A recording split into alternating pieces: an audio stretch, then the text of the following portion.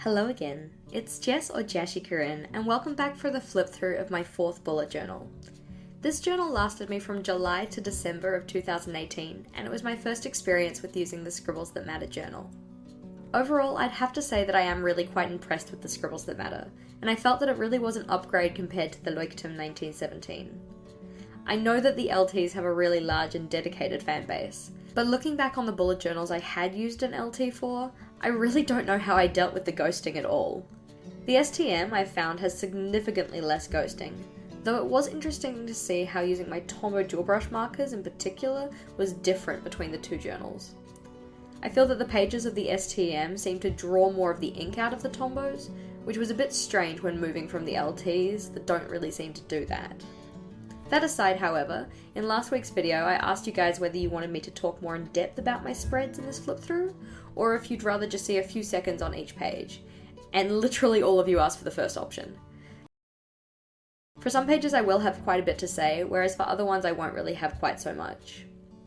Before we jump in, I just wanted to mention that links to each of the monthly Plan With Me videos I did while in this journal, along with a few others that I'll mention, can be found in the description box below.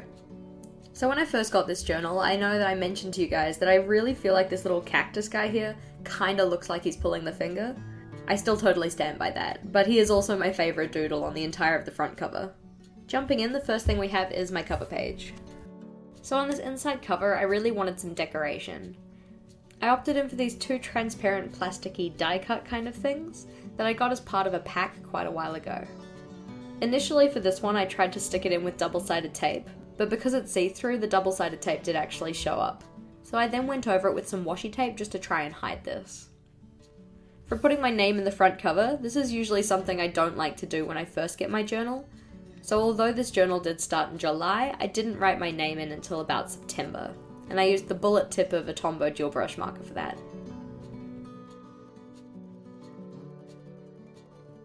So I found in my journals previous to this one that I don't really need a key.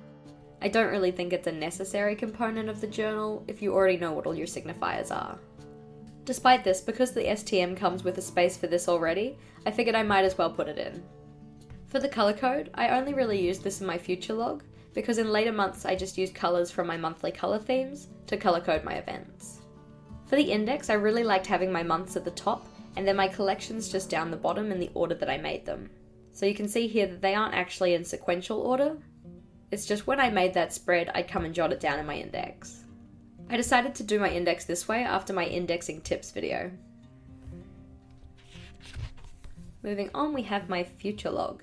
So for all of my starter journal setups, I decided to go with a sunset kind of inspired colour theme. I used that colour theme to tie all of the pages together, and also used this extended faux calligraphy title. This is probably the best future log that I've ever used. Previously I tried using the Calendex, but I found that I wasn't really filling it in. And I also tried styles where I listed out all of the days of the month, so that I could have my events sequentially. The only issue with that was, if I had multiple events on one day, I wouldn't actually have enough space to write them all down. For this one I really just liked the simplicity of it, and the fact that it gave me enough space to write down the events I needed. You can see that for some of these months I didn't really have a lot to write, but for others in particular I certainly did. For this one, the colour in each of these circles corresponds to the key that I had at the front, and it just tells me what type of events I have going on. After the circle I have a number for the day of the month, so I know when in the month that event's actually happening. As I've talked about previously, because this journal started in July, I didn't have any need to have July on the future log, so the future log starts at August and runs through to December, and then I had space on the end here to write down any events for 2019. After this one we have my goals and savings page. And honestly, both of these didn't really get used to the extent that I thought they would. For the goals page, I pretty much didn't even use this at all. Honestly, I wrote these things in at around mid-October, and I'd already been using my journal for 3 and a bit months. I think that the main issue with this one was that I put so much effort into my goal page for the first half of the year, the one that I used for January through to June. So this one just kind of seemed a bit lacking, I guess.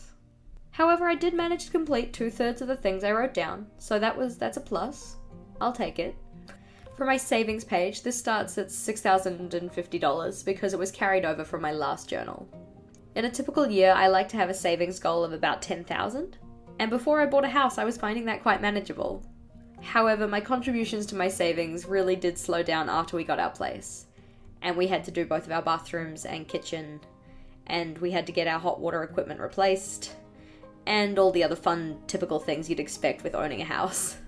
Because this one didn't work out so well, I have changed how I'm doing my savings tracker for my current journal, so I can better see how my money is moving in and out. You can see I also stuck a little key in here, so that I could remember what colours I was using to colour in each of these boxes. After this, we have my Tom tracker. So for this one, I quite liked it because you had 28 days running down, which is roughly the amount for a regular cycle, so it did help me better see if I had any patterns. Reasons I didn't like this one so much was, although I did the math and made sure that I'd have enough space to last me till the end of the year, I really stuffed up on that one, and this one actually only lasted till 11th of November. My mum always says you measure twice and cut once, and it is a good rule to live by. Although she's saying that in terms of quilting, I think it totally still applies to bullet journaling. After this, we are on to July. So this journal was the journal of colour palettes, in my opinion. And the first monthly colour palette I had was this pink and green and black combo. This was around the time that people were doing those floral drawings with the large geometric shapes covering part of them. And then anywhere the geometric shape overlapped the floral was actually done in colour, and anywhere outside of that it was done in black and white. If that makes sense. That was my inspiration for this theme. However, I didn't really want to draw florals, so I instead just opted for a theme of triangles. So the first page we had as part of this setup was my monthly log. And this is what I call the memory keeping style monthly log. So it's a calendar layout where instead of filling it in with your events, at the end of each day you go down and write some memories you have for the day. And I try to use different fonts and different types of pictures just to make it a little bit more visually effective. I actually really love this memory keeping style. I think it's a lot of fun to do and a lot of fun to look back on. So for instance, this was the day that I first got addicted to Tank. Thank you, Rachel. I spent about a week in Melbourne with my bestie. We had parent-teacher interviews where I did 36 and then 33 interviews in 2 evenings. And overall, just the things that I did to enjoy my holidays. On the side here, I had a to-do list of tasks that you can see I started but didn't necessarily finish. And I also put this sticker here as a reminder just because I was starting a new journal, and of course there's always that little bit of anxiety that you're going to stuff something up. So for July I decided to tie each of my monthly pages together by doing these triangle motifs at the top and bottom of the page, and also using these simple style of headers. The next pages we had were my habits and steps trackers. And mostly because I didn't think ahead and leave space for them, I put the icons for my habits up the top here in the triangles, and also did the same for the numbers for my steps tracker. For my habits, I was using a 3-colour scale, so green being a completed task, red being partially completed or started, and black meaning it didn't happen at all. So you can see my budgeting really took a hit that month. It was nice to track less habits, but I didn't like having to colour in quite so much space for each of them. Really, this space could have probably been used better for something else. I did really love the bar graph I made for my steps tracker, but I think it would also have been nice to have the actual numbers for each day. Technically, I do have that information on my Fitbit app though. After this one, we had my social media scheduler, and this is the old reliable. If you've been watching my videos for a while, you'll have seen that this spread doesn't really change very much. I like to have my Instagram stuff here on the left, and then Facebook, YouTube, and growth on the right. I find it works really well to hold me accountable for posting, and they do say that if it ain't broke, don't fix it. Up next we have my doodle challenge for the month, which was titled Better in Threes to go with my triangle theme. I tried to keep each doodle to a set isosceles triangle shape, which for most of them did work out well, but for some, like steps, doesn't really quite make sense. I did in particular appreciate on this one that I left space to have the prompt list, so I didn't have to go and look it up every single time I needed to draw something. Next we have the first weekly of this journal. So this is where I really committed to using that colour theme. In the first half of 2018, my colour themes were all surrounding just one single colour, and then I'd pick whatever shade of that colour I wanted each week. For these ones, however, I was trying to use not necessarily all of the colours from my theme each week, but at least a couple of them. For this one, each of the little boxes houses a similar type of thing. So for instance, we have some boxes that are dedicated to my school timetable. We have some boxes which are dedicated to events that I had on each day. boxes that are dedicated to task lists that would need to be done in similar locations or grouped by category. And then I also put down a small wish list here because I hadn't yet put one in my journal. I like the way this one looks, and it was kind of fun to use, but it was not easy to use. So I probably wouldn't readily jump into doing this one if it was a regular school week. I did make an error down here where I drew in a black line where I wasn't supposed to, so for that I just went over it with my Uniball Signo white gel pen. It doesn't hide it perfectly, but I think it kind of makes it a little less obvious. I opted in for this simple layout for the first week of the holidays, because I didn't really have a lot of day-specific tasks, so I just wanted to have a running to-do list. I find that having 8 columns across for a task list is really good for me. It gives me enough space to actually write in what I need to get done, but doesn't make me feel like I'm squashing anything in. It also means that you can fit 3 columns per page, which is kind of nice. It was during this week that I was watching a video from Cindy of Llama's Love Lettering, and one of the things that she said in that video was there is no deadline on figuring out who you are. And I thought that was really nice, so I put that in my journal to remind me. On this page I wrote myself a list of hopes for the holidays, and I'm not too sure how many of these actually ended up getting done, but I find that I really do need to give myself some specific things to do in the holidays, otherwise I just end up wasting my time fuffing around on social media. After this one we have the home checklist that I drew out, and this one was drawn to represent the rooms I have in my house. Some of the rooms are missing, for instance I don't have the upstairs bathroom or the laundry which is downstairs. But I really do like how this one turned out. Although I really love the idea of this one, I didn't actually use it very often. I didn't really find myself referring back to it at all. For this week here, this was the week that I went to Melbourne with my friend, so I didn't have a lot of tasks or events to write down other than packing and leaving. This spread was quite a hit on Instagram, a lot of people liked it. Which is unfortunate, because I hate it. I really don't like it at all. I much rather have the space for my daily task lists to be vertical rather than horizontal, because again I find that 8 squares across is a perfect amount for a column of tasks to do. I'm glad other people liked it a lot. I just didn't. For this one, although I found each of these boxes way too small to actually write down things I needed to, I really loved the way this one turned out. Zentangles are one of my favourite things to draw, so this large header at the top was really fun. It did take ages, but I think it was worth it. For this one, I literally drew the weather icons down here so I didn't have quite so much white space. I think I might have a slight white space phobia.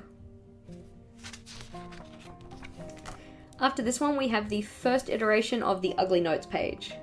Although it's really basic, I actually love these pages.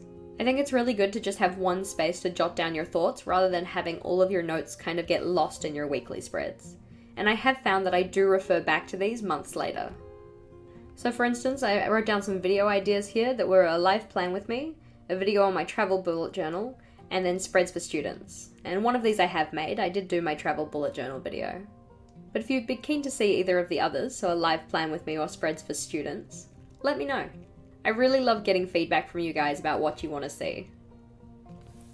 After this one we have my month in review. And these spreads are also some of my favourite in my journals. In 2019 I do want to make these review spreads a little bit more useful for holding me accountable to my goals. But I do like that it gives me a snapshot of what my life was like in that month. One section in particular that I find quite useful is my Bujo likes and dislikes section. So for instance, for this one, I really liked that I had that multi-tonal colour theme. I liked the memory style monthly log. I liked that all of the pages within this monthly were kept in the same colour theme, so including the collections. And I liked having the prompt list on my doodle spread. For things I didn't like so much, I felt that in the STM, the Tombows were a lot more streaky, and I found that some of my weeklies really didn't have enough space to write down what I needed to. Another section I find helpful is my things to try. So these are things that I'm going to try and implement in the month coming. For August, I wanted to try the Whole30. I wanted to try doing a meal log, scheduling my Instagram stories, having just better life balance in general, have a go at doing similar style weekly spreads, and also having a monthly planning page, which is on this next page over here. So having this planning page was inspired by Sunshine and Stationery, who in her monthly setup videos goes over her plans for the month and makes a page like this. For my plan, I have my theme, my colour palette, my aesthetic, or the kind of things that I want to include as part of the setup. I have the spreads I want to use, and then I also made a list of other pens that I was going to use. I think it was kind of nice to be able to get all my ideas down on paper, rather than just starting my setup with no real idea of what I wanted to get out of it. For August, my theme was winter, because funnily enough, August is in winter in New Zealand.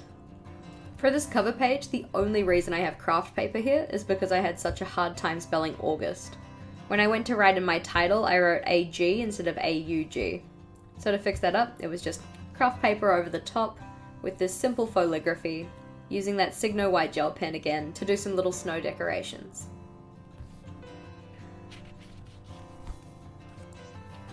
As one of the things I wanted to achieve for August was to have a more minimal setup, or rather I just didn't want to rule as many lines, you'll notice that my setup for August has a lot less line ruling than I usually will do.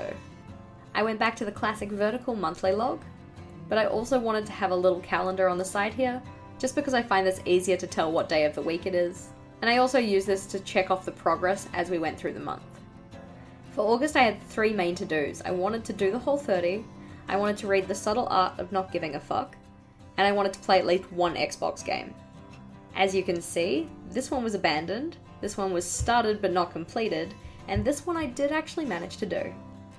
At this stage I was also still using my colour code from the start of the journal, and that's something that I quite enjoy, and I'm going to be bringing that back for January. For my habits, although I really like the way this looks, I did not find this as useful as I would my regular vertical style. I find that it's not so easy to see the patterns between the habits, but you can technically see weekly patterns though.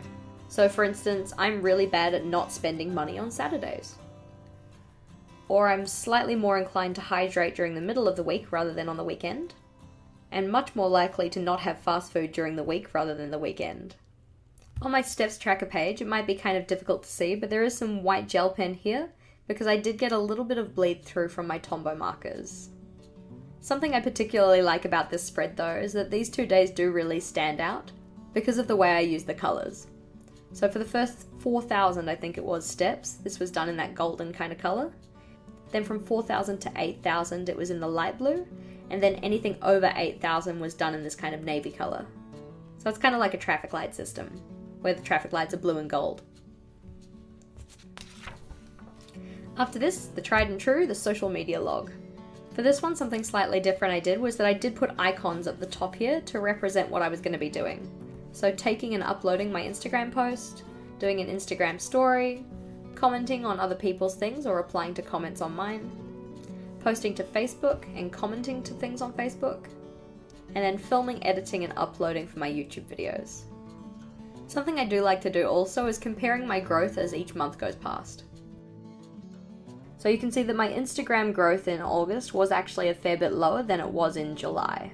I had no growth in Pinterest in August, but I did grow more in YouTube and Facebook in August than I had in July. After this we had my winter themed JC Doodle challenge, and every single time I come back to this doodle spread, the first thing that I notice is that I missed one. I told myself I was going to go back and fill it in, but obviously it didn't happen. I found this doodle challenge to be a lot of fun. In particular, I really like the fact that I used the dark blue pen rather than black. Here we have my next ugly notes page, and some of the things I wrote down in here were things that I was intending on tracking in the next month, some notes for the Year 7 course that we do, the fact that I wanted to have a bit more of a dedication to actually doing commenting on Instagram and Facebook. I wanted to do a plan with me month or plan as you go month. And then some other YouTube ideas I had was that I wanted to do a video that had 12 different monthly spreads, which I technically now have done. I wanted to do weekly spread videos that were looking at one-page weeklies, vertical weeklies, horizontal weeklies, and other different styles of weeklies. So far I've only done the vertical one, but I do have an intention to go and do the others. And then maybe possibly a video on header ideas as well. The last page in my monthly setup was my meal log. And again, remember I was trying to do the Whole30, so I wrote down the rules and exceptions on each side of the page. I think this one turned out looking really lovely. It's just a shame that after day 1 I decided the Whole30 wasn't going to work for me. By the end of the first day in August, I felt so damn awful that I was like, no, this is not happening. I'm going back to my regular eating patterns. I really loved the Dutch door that I had for this one, but again, this was a neglected spread. I got to about the 23rd and I just stopped recording what I was eating. After this, we're into my weekly spreads. So as I mentioned before, for August, I was going to be trying doing weeklies that were all kind of similar. This idea was taken from my friend who also bullet journals, and she felt that having the same layout for each week in a month better allowed her to see what did and didn't work for her. I totally appreciate that sentiment, and it certainly did the same for me. So for some of the things that stayed the same, each day had one of these little boxes with a grey drop shadow. I made sure that the header was in the same place each time. Each page has this washi tape border at the bottom, and each spread had my school timetable. There were slight differences for various reasons though. So for this week we had my events list just floating here by the side, whereas in the next week I decided to put my events list in a box for itself. You can see that the position of the boxes also changed. In the week after this, one of the main differences was the black bars that I had on this timetable, and that's because I accidentally overextended these lines. You can see that in this one the lines don't cut through the morning tea and lunch breaks, whereas in this one I obviously wasn't paying attention and accidentally drew them all the way down. By the last couple of weeks doing this one, you can see that I did fall off actually filling things in. And I think I was just kind of getting a little bit sick of using the same layout. I wrote myself some little thoughts here. As much as I love this layout, I am so excited to have a different style lined up for next week. Would for sure use this again though. And then my August in review. So you can see some of the things I identified the likes and dislikes in my bullet journal. I loved the colour theme. I really liked trying the one weekly style for the month, but that was also on my dislikes because I did get kind of bored of it. I found that the gradient text I used for each of the headers was really lovely, but then towards the end of the month I also had a lack of motivation to fill things in. The things I wanted to try in the next month were having a top 3 tasks section, and also a scale style habit tracker. So rather than just tracking whether I did or didn't do something, all of my habits were going to be graded on a scale. After this we just have some planning and my TV shows pages, and I didn't really use either of these. This TV show list was mainly to fill in space. This one I had actually intended on using. It's just that I wasn't solely responsible to do these things, and when other people completed them I didn't bother to come and actually write this in. Next we had my September planning page. So I had the same sections, mostly for consistency, but also because they worked well. I was going to do springtime doodles for decoration, but it just didn't really end up happening. I decided that the colours I'd chosen were enough. It was around this time that I also started putting these little washi tapes on the side, just to mark the start of each new month. Originally I had them sticking out properly, kind of like a tab, but that got annoying pretty quickly, so I stopped doing that.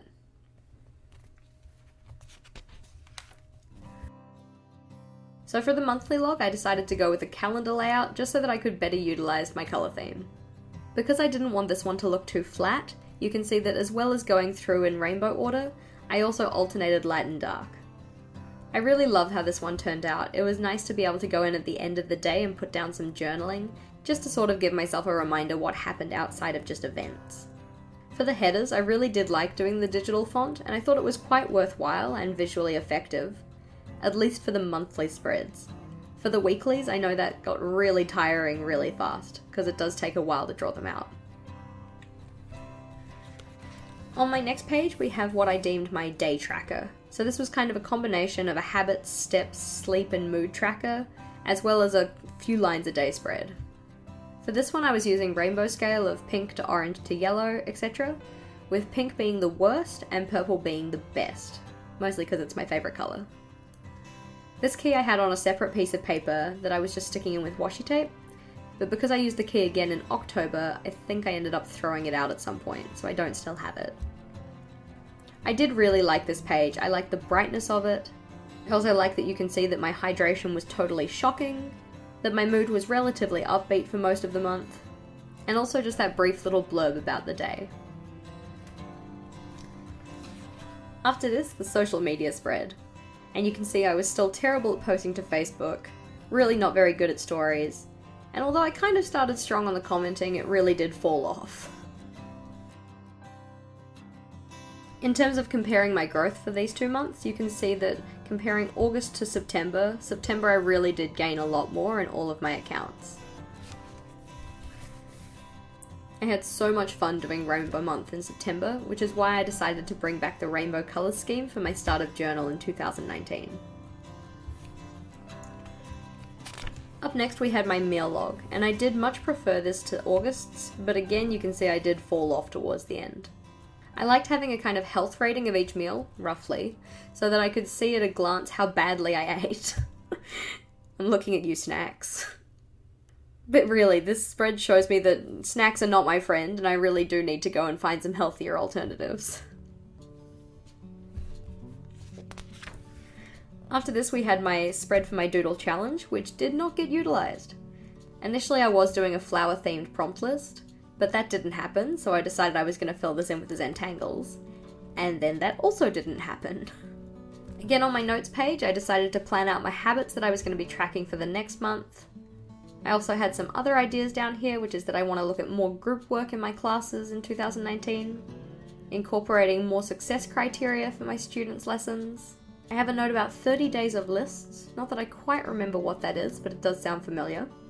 Doing a video on Dutch doors, formalizing quiz time, which is something I do at the start of my lessons, possibly making a lesson resource scaffold, a list of PD ideas, and then I have a note here that says no assessments next year. I feel like this is kind of misleading.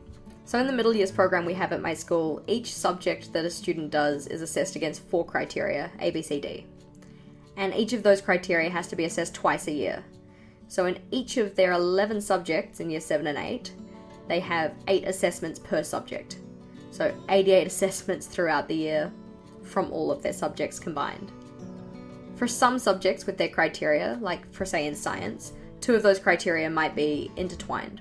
So for instance, we have criteria A, which is knowing and understanding, criteria B and C, which are planning an investigation and then evaluating the data from the investigation, and then criteria D, which is reflecting on the impact of science. So this cuts science's assessments down from 8 to 6 a year, because you still have to assess these things twice. But if you compare that to every other subject, that's still a lot of assessment. That was a total aside anyways, sorry. Moving on. So for my weekly logs in September, I was going with this vertical style layout that has a section for each period of the day that I'm at school. It also had a section for the top 3 tasks, and then just to-do sections down the bottom. Although I kept the same layout each week, you can see that going from this week to this week, the colour changes a bit. This one's a lot brighter, a lot bolder, because I used that same kind of bright colour to do the headers for each of my periods, rather than on this one where I went on in a lighter colour. I think this was a good idea in theory, but in execution not so much. I think it makes it look kind of washed out. And also I only have one light colour of green. This is the mint Tombow. I didn't have a lighter green, so that's just white. Much prefer this one. A lot brighter, a lot bolder. So as I mentioned before, the digital font that I did on this one for the headers and then the numbers down the side took forever. Although it looks nice, not necessarily sure if it was worth it.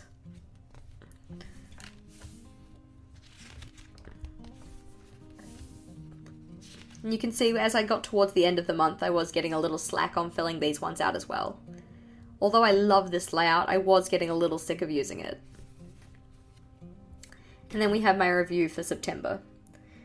So you can see by this stage, I wasn't even putting the idea of same weekly for the whole month in my likes category, it was just in my dislikes category. Things I did like, however, loved the rainbow theme. Also loved going back to a column style weekly, because again, that vertical layout, 8 squares across, my sweet spot. The day tracker was something I liked quite a lot, and I really liked the look of my filled in monthly log. The digital font appeared both in the likes and dislikes, because although I liked the look of it, it was very timely. Another nice thing that I had to talk about in this one was in this memories box, where I wrote myself a little reminder about the fact that we got engaged that month. My goals for October, which may or may not have happened, was doing a 19 before 2019 list and having a completed meal log. So October's theme had to go with Halloween. I know, very original. For the colour palette of this one, I wanted to kind of steer away from the traditional Halloween colours. So you know those kind of like bright purple, orange and green kind of combo? So I instead went for this colour combination. I was kind of thinking like Haunted Castle with the grey of the stones and the brown of the wood, and then some deeper, darker colours. But I also needed to have some orange in there. I just chose to select an orange that was a bit deeper. For my splash page, I kind of think it looks like Captain America's shield if Spider-Man was playing with it. Though the kind of idea I had for this one was a pentagram with cobwebs. I'm not mad, I think it looks good. For my monthly log, I decided that any excess space I had I was going to fill in with doodles. So I have my cobwebs, my stars, my little ghosts, candles, and bats, mostly. Some things that I used to tie each of my pages together was this kind of spooky red font for each of my headers, and also incorporating these spear-like motifs into the pages. For these ones I was kind of thinking some kind of a cutting implement that would be used in a witch's spell or something similar. But it's just kind of a loose idea that I had for some kind of decoration. After this one we had my habits tracker, and this one was split into things that could be graded on a scale versus things that just did or didn't happen. So for these top ones here we have this scale of best to worst, again with purple being the best, favourite colour, and then the worst being grey. For most of the month I did have my key on just a little washi taped in card, but about halfway through I did decide to go and write this key down in my journal. For this one the colours don't necessarily mean anything, they're all just kind of randomly assorted, but anywhere there's a full circle that's coloured in, that habit did happen, and anywhere there's just a small dot, that habit didn't happen. Although I don't dislike this habits tracker, I don't think this would be something I'd do again anytime soon. I found it was kind of hard to see patterns in this one, and because the colours were on more of an arbitrary scale rather than rainbow order, it meant that they didn't hold quite as much meaning just looking at it now.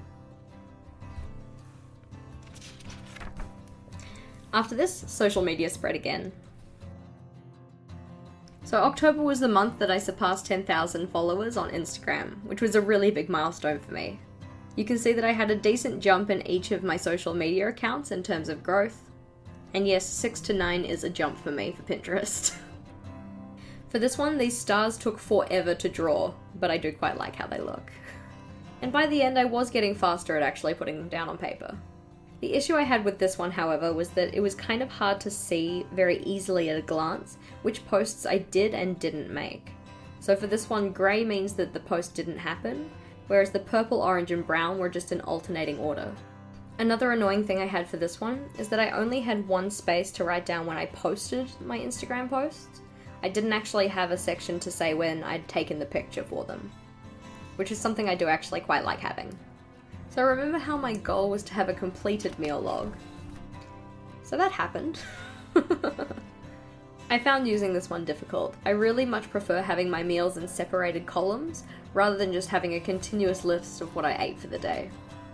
So when it got to around the 17th, I just stopped. Was not working out. October was the first month I decided to do a mood tracker as a picture, and I love this one. I like that I got good variation in all of my bottles, and I really like how the wood effect turned out on the shelves. One thing I would have changed for this one, however, is that the two red colours that I was using were quite similar. So for instance, these 2 days, their moods do technically differ, with the darker red being a better mood than the lighter red. Overall though, very happy with this one. For my notes page, I wrote down a bunch of different things, so I was thinking about doing a bullet journal mind map. Didn't quite happen, but I had a thought about it. A master meals list, a list of recipes to try, looking for more hacks from my bullet journal, some other things that I wanted to investigate, and then also some planning for my November daily pages. After this, we have my daily checklists for October. Because for a good chunk of October I was on school holidays, I decided I really didn't need a lot of space to write down events. Any kind of task that wasn't day specific I was going to write down on these checklists. And things that did have to happen on that day, they'd be put on those small check boxes. For this one, I put the weather down the side here, literally just to fill in space. I found it not useful in the slightest. Mostly because I didn't use it as a weather forecast, I used it to record down what the weather was that day. One thing I did quite like about this month, however, were the doodles. So although I did release my own doodle challenge prompt list, this was also the month of Inktober, and there were a bunch of other really strong challenges out there as well. So the doodles that I decided to go with were a combination of a whole bunch of different ones. So for our prompts, I think this one was Poison, we had Tranquil, Magic or Magic Wand or something like that, Witch's Hat,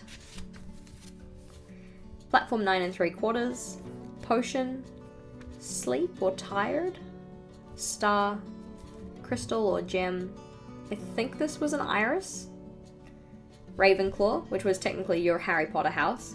You can see this was on my birthday, so we have Birthday Cat, Whale. This is supposed to be a snake, but I kind of think it looks like an aggressive lizard. Or possibly what a raptor is traditionally associated with. Clock. This was the day that I reached 9k on Instagram. We have a Zentangle, because I couldn't resist. Runes. Beetle. Super proud of this one. I think it looks really good. We have a goblet, a sunflower, a thistle, some kind of plant. When I reach 10k, crystal ball, lightning bolt, some form of citrus fruit, possibly a lemon. A toadstool, I think this one was magic, but I'm not sure. This one was either skeleton or jack-o'-lantern, but I drew Jack Skellington's face. We have a broom, and then we just have another Zentangle. Something I did try to do for this month was change up the way that I housed each of the daily numbers. So we had little signposts, pumpkins, black cats, the kind of demented looking moons, witches' hats, or road cones in the dark. Ghosts, this is a birthday ghosty because it was my dad's birthday. Haunted houses, and tombstones. After these, we had my 19 before 2019 list. I never actually managed to think of 19 things, but I do feel really accomplished with what did get checked off from here. Some of the things I wrote down on here were always going to happen, so I was always going to have a housewarming eventually. I was always going to be celebrating our engagement at some point. And eventually the bathroom renovation would be finished. But some of these things I am really pleased with, one in particular being getting my restricted license. That's been a goal of mine for 8 years, so getting it this year, awesome. After this we just have some video notes that I got from Pick Up Limes. And then we're on to my October review spread. So in terms of things I liked in my bullet journal, I liked having my daily doodle boxes, and I quite liked having the Dutch doors. I loved my illustrated mood tracker, and I quite liked this colour scheme.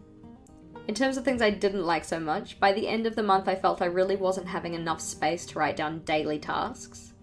The meal tracker, giant flop. Didn't really see the point of tracking the weather. And then having that box missing for the photo taken on my social media spread wasn't great. Things that I wanted to try was doing a 1 month in my journal or plan as you go series for November. I also wanted to have a go at doing the Rando Doodles challenge from Cindy of Llama's Love Lettering. At that stage, more people were getting involved with the 1 word a day spread, so I wanted to give that a go. And then I wanted to do what I was calling reflection in 3s. So 3 intentions, 3 challenges, and 3 successes for the day.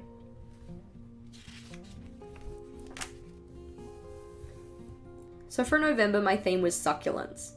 And by the way, I do use these ideas of themes quite loosely. It doesn't mean that on every single spread I'm going to have a really strong succulent element. It more just means what inspired my colour palette, and if I do any main doodling or decoration, what kind of theme will that be in? On this plan I also added a section down the bottom for a focus, and my focus for November was on productivity and reflection. As we were getting up towards the end of the year, it meant that all of our senior classes stopped and we were just taking our middle school classes. And I find that I have a tendency to waste my time if I don't have things specifically planned out for me to do. So I wanted to make sure that I was being productive. For my November cover page, I just went with this simple kind of banner that had the succulents popping out of the top and the bottom. I think I would have liked this one better if instead of doing this kind of watercolor effect on the succulents, I instead just went in with straight color. But I did want to have some variation so that you could actually see the details.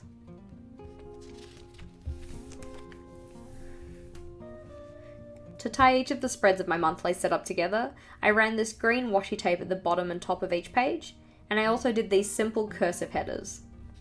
You'll have seen that in October and November, I moved away from using my colour key from the start of the journal to colour code my events, and I instead opted in for colours that were part of my colour scheme. Although I don't dislike this, I do better like the idea of keeping the key consistent for the events throughout the entire journal. For my habits, I went back in with a tried and true style spread, so this vertical log with the icons at the top to represent each of my habits. To make this one a little bit more colourful, I decided to do this in an order of green, blue, purple, and then each alternating day was light and dark.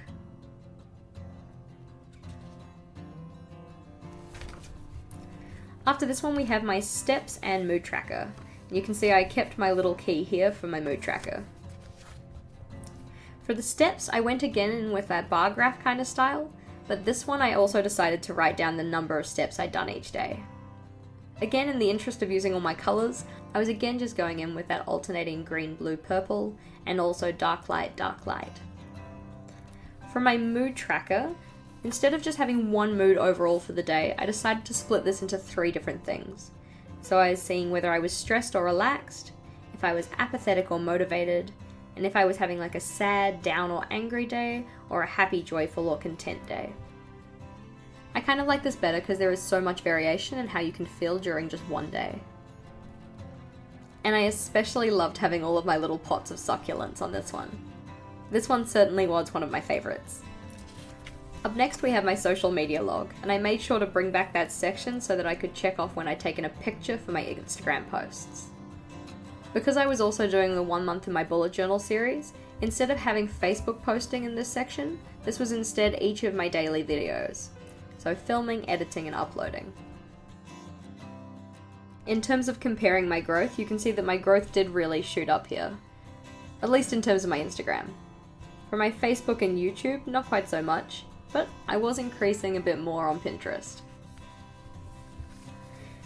For what it's worth, I don't really use my Pinterest so much. I am hoping to make it a focus for 2019, but I usually go and tend to find my inspiration elsewhere. After this one we have my meal log, which I actually filled in, and I totally 100% accredit this to me doing the 1 month in my bullet journal series. Coming on camera each day and showing you guys how I use my planner really held me accountable with filling out all of my trackers. After this one we had my 1 word a day spread, and you can see here I did make a mistake. I ended up writing 1 line a day, and I thought it wasn't going to bother me, but it really did, so I had to go and cover over it. I quite enjoyed doing this one too. It was fun trying out different styles of fonts, and kind of playing around with doing a half picture style, half text style image. Then we're on to my weeklies, which take up so many pages because each of these individual Dutch doors was used for 1 day. So this runs from page 115 to 152. Things I did like about this though, I really loved the amount of space this gave me. I loved having the intention, successes and challenges because it helped me maintain focus on what I could do to make my life better, essentially. I gave myself enough space for a to-do list each day. I never felt like I was running out of space. And I enjoyed having an individual doodle box on each day as well. If anything, I'd say that space that wasn't utilised as well as it could be would be this to-do list here. I felt that I didn't really need it given I had so much space on each of my daily boxes. So for this first week I went in with banners for my headers. So we had a blue day, a purple day featuring the aggressive unicorn, a blue day, and a purple day. And then at the end of each week I had a section for my top of the week. So we had my top TV show that I watched, top thing that I read, movie that I watched, meal that I ate, music that I listened to, time spent with others, self-care act or something that I did to promote self-care, and then thing that I did to be the most productive. I also had a space down the bottom to write myself a little reflection. So what I said was, I feel this has been a strong start to November. Doing the 1 month in my journal videos has been fun so far, but I'm glad I waited till November to do them. It keeps me busy.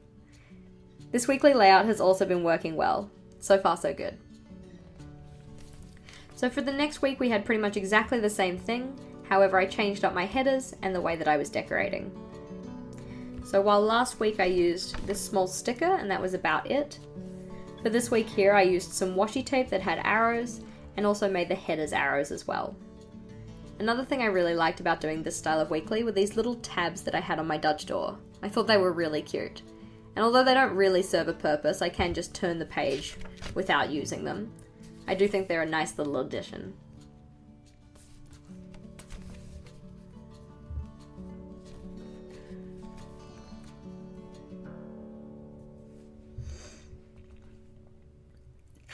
I love that one of my challenges was that I let my FOMO keep me up late.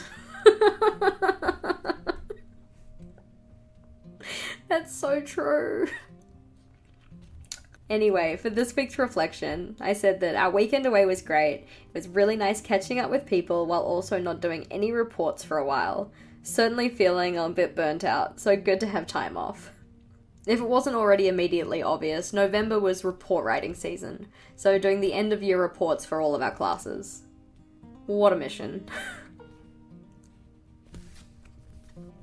For this week, I decided my headers were going to have these little bubbles, and that the size of the font was going to change with each alternate letter. One thing that I did not like about this one was this header. I think that this slanting off to the side here was really annoying, but people on Instagram didn't really seem to mind, so I guess it's not that bad.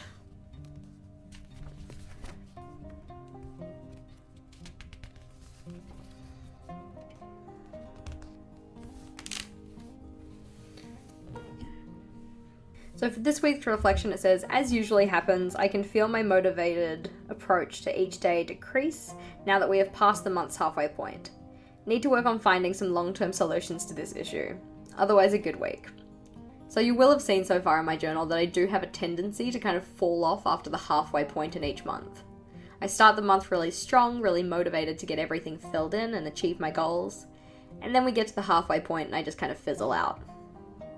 If you had any suggestions for how you guys stay motivated in your journal, I would love to hear those. And then for week 47, we were just going with this kind of simple header style, where we have the bar in the middle and then the colour at the back. And this was the week that I went up to Tauranga with my friends to go to my friend's wedding, which meant that a lot of this stuff didn't really necessarily get filled in.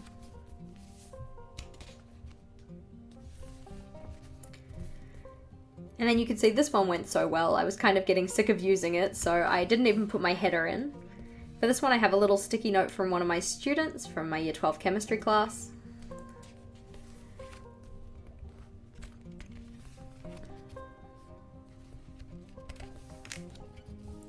And then we have my month in review for November. Because the pages in my journal were running out by this stage, because I've been using so many for doing these 1 page per day spreads, I decided that my month in review, instead of being on the next spread over, was instead just going to take up this space at the end of this weekly. So things that I liked in my bullet journal, I loved the colour scheme. I loved having daily reflections, and the 1 word a day page I felt really worked really well. I liked having the Dutch doors with the tabs, and again I liked having my daily doodle boxes. I also liked that I had a decent amount of space to write down my to-do tasks. In terms of things I didn't like so much, I felt that the number of pages I used was a little bit excessive, and that again my weekly layouts were too similar. I didn't really have a notes section. Well, rather the notes section I had was actually quite small and it was more used for what was coming up in the next week. I also found that drawing these layouts was a huge time suck. It took a really long time to rule everything up. For December, I decided I wanted to try other bullet journalists' layouts. I also wanted to track my reading and limit yo damn spending. Because you can see that my total for the month was quite a negative number. This was the month that we had to get our hot water equipment replaced and we weren't really planning on it.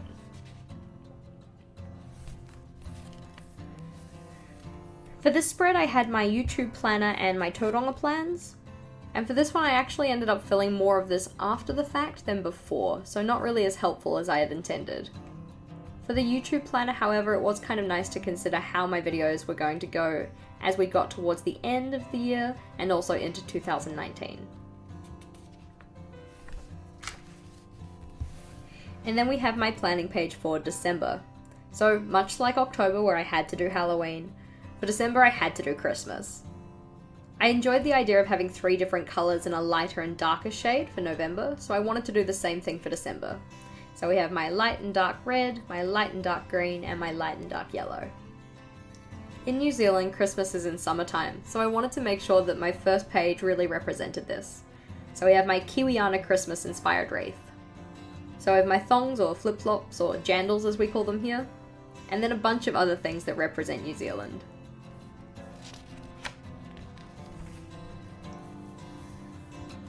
For my monthly log, I again decided to go with that memory keeping style.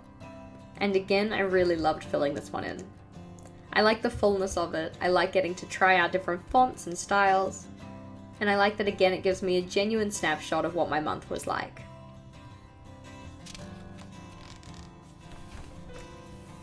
After this we have my habits and steps trackers, which you can see I didn't actually end up filling in at the end of the month, but I will go in and eventually do this. I again opted in for that vertical style with the icons at the top, and the bar graph style for this one with the numbers for each day at the end.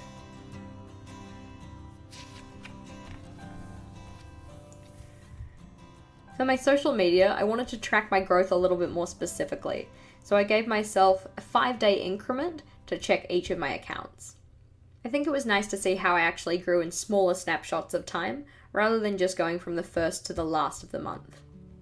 Because this growth section took up such a large space, I also decided to get rid of my Facebook section and just put my YouTube section here and a section for notes.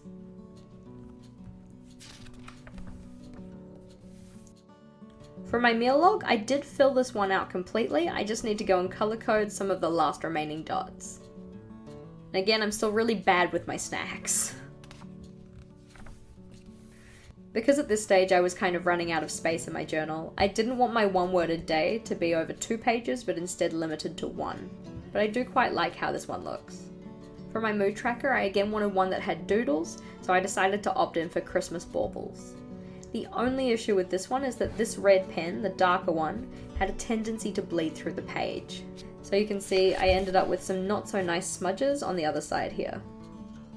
This spread was inspired by My Life in a Bullet, and I really loved this one. I'm not really a fan of just using black and white, I usually like to add a little bit of colour. But I thought that this was really nice and simple and clean looking. You know, before the red bled through the back of the page. Even just the checklists I found really quite satisfying to write in. Instead of having my writing straight upright, it was slightly italicized. And I think this just makes it a little bit more pretty. For the next weekly spread, we have one inspired by Whitney of Life by Whitney. And this one was again quite fun to use. Ideally, I wouldn't have had quite so much white space at the end of it. Again, white space phobia. But I could technically have filled this in with journaling if I had wanted to.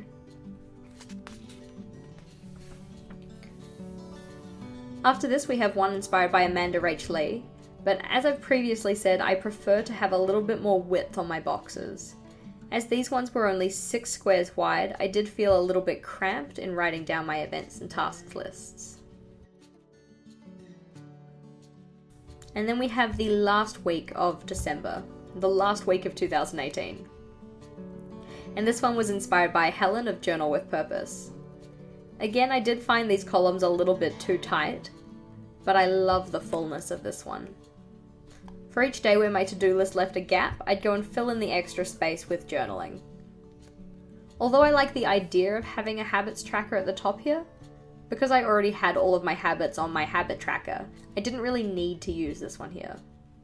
So you can see I have sleep and breathe as habits because I was really just filling in space. Wah wah. Looking at this, I really feel like yellow is an underutilized color. At least for me. It's something that I don't necessarily gravitate towards, but doing this weekly spread really made me appreciate it. After this, we have my December review page, which isn't quite finished. And at this stage, I'm not really too sure if I'm going to go back and fill it in. Again, because I was running out of space, I decided to limit this one to 1 page so that I could do my January bullet journal plan here. I do quite like these review spreads, however, so maybe I will go back and fill it in. After this, we have what is probably the most favourite spread in my entire journal. Hands down, this is it. And that's mostly because technically this one took a full year to make. I mean, well, technically it only took about half an hour to plan out and draw up, and then another half hour to fill in. But this is a snapshot of my year overall. And I'm like literally tearing up kind of thinking about it, which is kind of sad, but whatever. And so much happened in 2018. Crazy.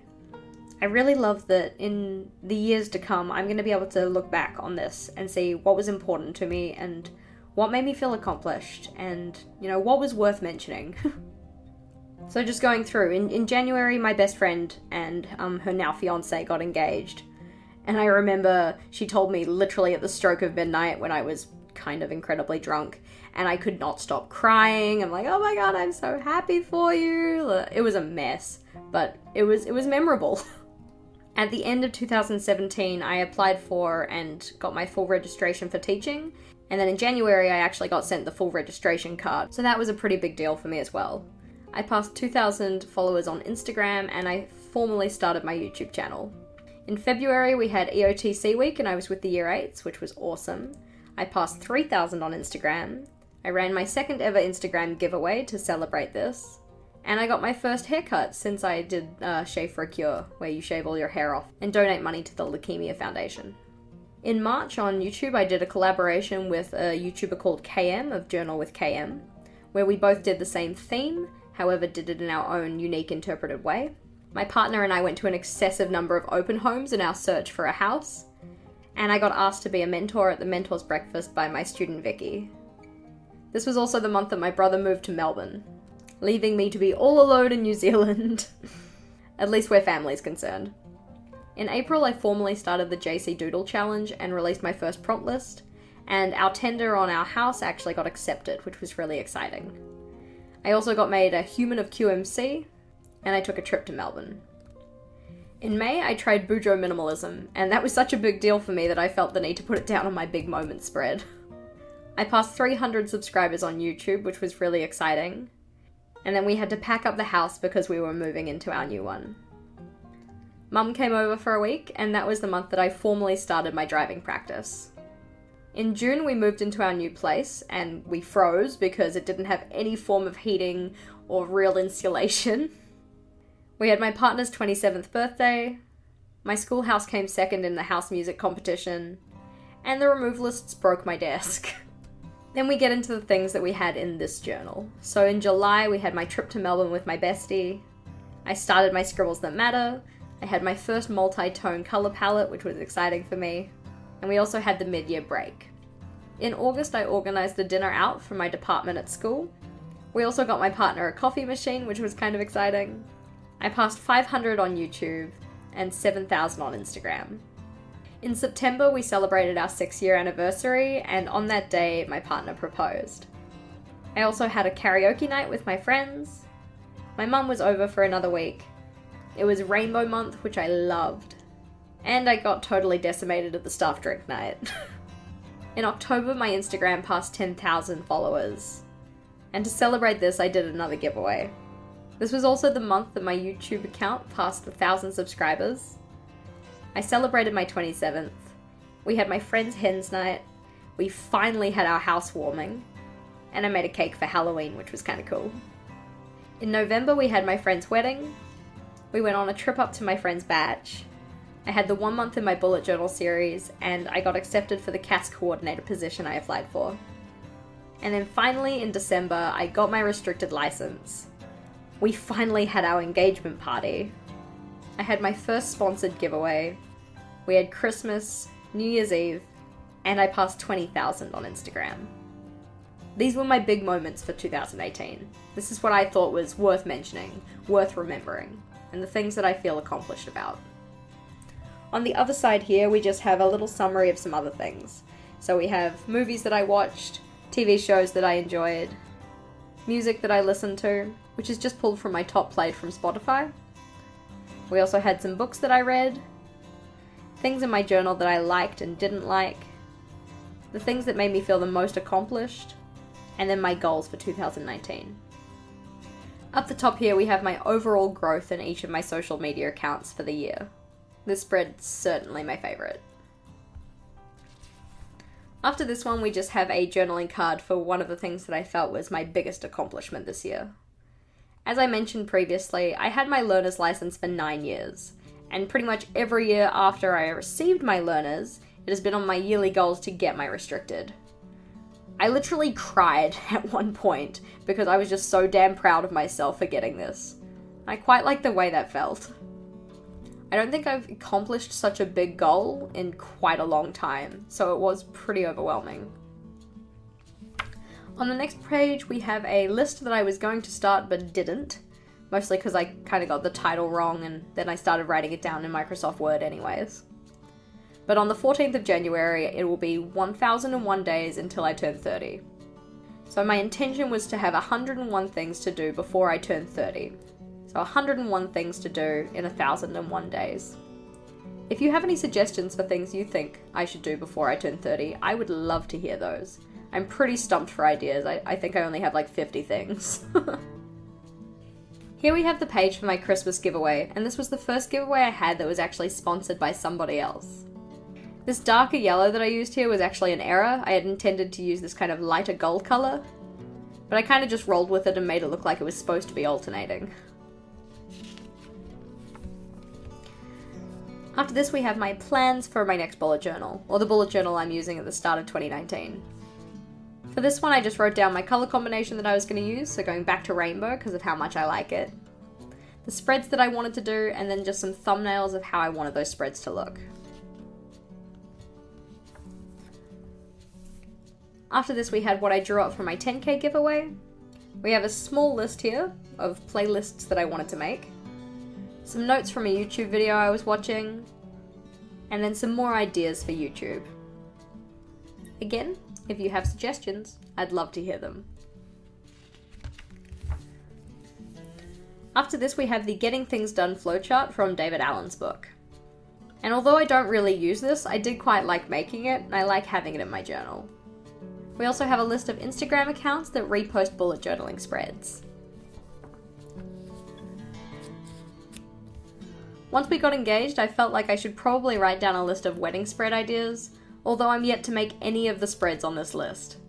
At this stage, we haven't really done much planning for our wedding at all, we don't have a date, we don't have a guest list. All we've really done is had our engagement party. In 2019, I am intending on starting and planning this properly, but in my mind it's not going to be a really huge event, so I don't know if it's necessarily going to need any dedicated pages for it. One of the most helpful pages I have in my journal, my Tombow dual brush marker colour chart. So this is drawn up to represent the 96 pen holder, with each of the locations of the pens. I don't like to place my pens in the traditional colour wheel colour order, so I wanted to have a reference here, just in case the bottom of the pen holder falls out one day and I need to put them back. Having it set out like this means that if I want a particular colour for a colour palette, I know exactly where in my pen holder to find it. After this we have my wish list, and a good few many of the things that I put on here I did actually end up getting, which was nice. The rest of these I do actually have to consider if I still want them, and then transfer them over into my new journal. For the next few pages we have a to do before term X list. So to do before term 3, term 4, and term 1. I set these up when I first set up my journal, and these didn't really get as much use as I otherwise would have hoped. I have found lists like this helpful previously though, so it will be something that I do try again. For this one we have my term 3 and 4 class countdown. So these represent the 3 lessons I have for year 7 and 8, and then the 4 lessons I have a week for each of my senior classes. And once the class was over, I'd go and colour the box in. Anywhere it's greyed out, this is a lesson that I didn't necessarily get. So maybe we had a sports day, or it was a public holiday, or something like that. And then for pretty much the remainder of my journal, we just have my term planner. And I do have a dedicated video on this one if you are interested. So we have weeks 1 through 3 of term 3, 4 to 9 of term 3, and then 1 through 6 of term 4. You can see it's starting to get a lot less use, especially considering at the end of week 2 my senior classes stopped. And then week 7 and 8, the last 2 weeks of term 4, didn't really get used at all. On the back here we just have my pen test page, so you can see where I was playing around with different colour schemes, so my July colour scheme, my start of journal colour scheme, and then my colour scheme for November, which I actually set up around August, and knew that I wanted to use, but wasn't too sure when. And then the back of that, just some more pen testing. On the last page here we have mindfulness. Flip through this journal from first page to the last. See all the scribbles, a mirror of your past. What have you learned? How have you grown? Reflect and ponder when you are alone. Well, I think with all of you guys here, that's alone enough, so I'm going to go fill this one in now. This has been my favourite journal to date, faux show. It's awesome to be able to look through this one and see the memories I made, the fun I had, and the things I learned. Bring on 2019. Reflection does not have to be sappy. It can just be appreciative and fun. After this we have my back cover, where I have these pointless sticky notes. I have a little key that I put in for the class countdown, just so that I would remember what colours of each pen I used. I think if I was to do this one again, I would not use quite as dark a pink. I don't think it really ties in with the rest of them as well as it could. And then in the back pocket, we just have, stamps. Didn't know those were here. Cool. Well, I have some stamps. And then I just have some of the paper cutouts from when I was doing my Dutch door.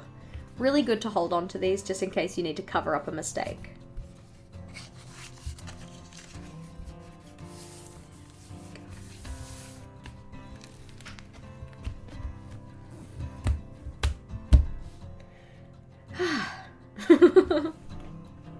Just before we wrap up, a couple of the questions you guys had when I put up this post. From Francesca we had, do you have any favourite bullet journalists here on YouTube? And have you ever seen planner videos like in the Erin Condren or Happy Planners? So to answer your second question first, I haven't actually watched a lot in the Erin Condren or Happy Planners. At least not outside of Cindy of Llama's Love Lettering, who does use an Erin Condren. In terms of favourite bullet journalists, given how I've mentioned her name at least thrice in this video, Cindy is certainly up there. Love her videos. I also quite like Planning with Kay, Alexandra Plans, Sunshine and Stationery, and the Petite Planner. Those would be my top favourites off the top of my head. Another question comes from Sarah, who asked what my favourite layout was and why. And if you weren't already able to tell, it was for sure my 2018 review spread. If you were thinking more in terms of a weekly layout that was my favourite, however, that was probably the one that I used in September, mostly because I just like to have my school periods as part of the weekly layout, but I also really enjoyed using the one from November because it gave me a lot of space to write things down. And Tammy asks, what was your favourite supply that you used? What tips would you recommend to someone who's just beginning their Bujo journey? When are you getting married? And when are you coming to Christchurch? Favourite supply would have to be the Pitt Artist Pen. I really love the quality of black ink that it has, and I like that it comes in a varying number of sizes. My favourite sizes would have to be the M and the S size. The S size I usually do for all of my regular event writing, whereas the M size I like to use to draw bold lines. In terms of recommendations for people beginning, please do remember that comparison is the killer of creativity. I found this to be such a down buzz when I first started bullet journaling, because I was comparing my day 1 to somebody's day 250. Also the fact that if you stay with these kind of things, if you keep at it, the amount of progress you're going to make is amazing. If I go back and compare my hand lettering from when I first started bullet journaling to how it is now, although what I have at the moment is nowhere near perfect, it is so much better than how I started. When am I getting married? That is a great question. 100% do not know.